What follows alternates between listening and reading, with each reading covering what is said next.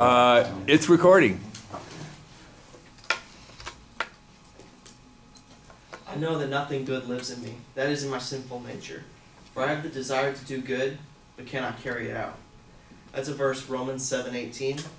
I'm going to be talking to you today about this Christ-centered 12-step program called Celebrate Recovery and why it works.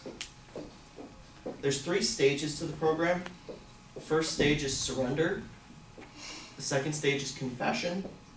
And the third stage is forgiveness.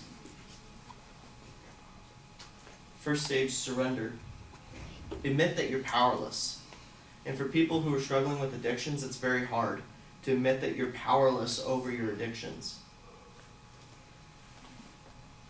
And admit that God can fix your problems.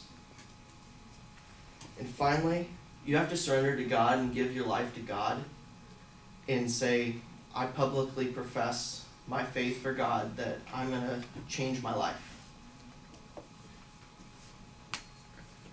Confession. In this part, you're going to do a personal inventory that has 5 columns. For the personal inventory, you're going to have the person, the cause and effect, the damage, and what was your part in it.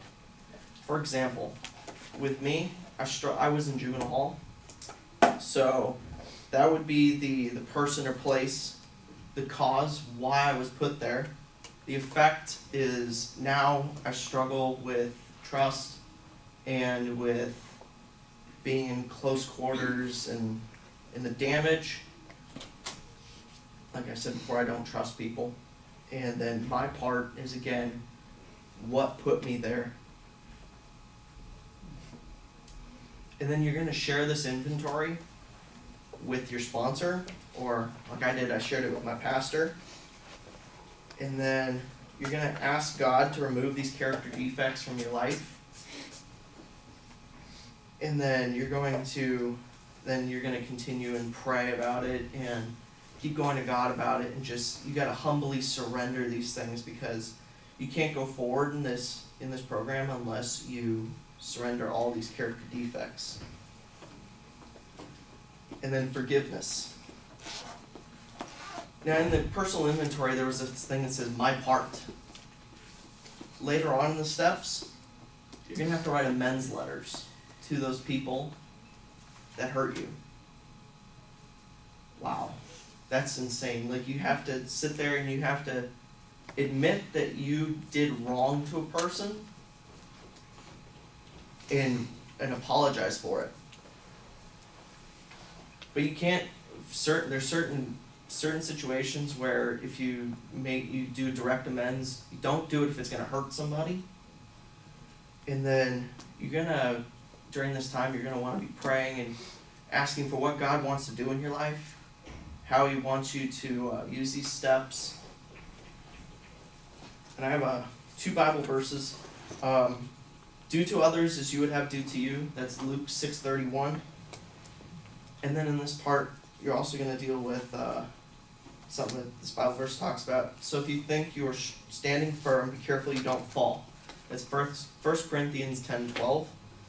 And what that verse is talking about is, in this point in the steps, you think you're doing really good, you're almost done, you're like on steps 10 and 11, you only got one more step left. But when you start doing these amends letters and doing all the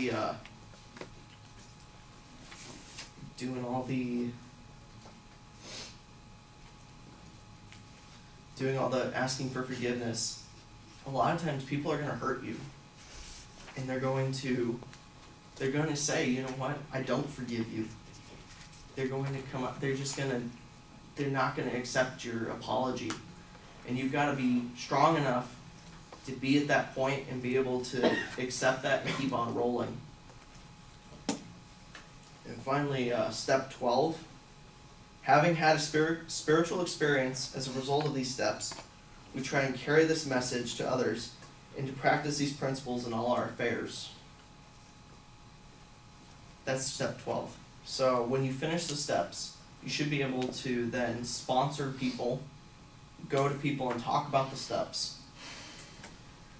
And My challenge to you is if you have a desire to do the steps, you give yourself a year, but know that in a year, if you don't see a change in your life, you can go back to exactly what you're doing. The steps will always be there. And the steps work in order. You have to go through 1 through 12. I know my sponsor, he talks about, there's no magic formula. You can't do like 1, 3, 5, 12. You got to go through 1 through 12. Because if there was a magic formula, I'd skip all the hard steps. There's just no skipping it, and that's why the steps work. Thank you. Okay.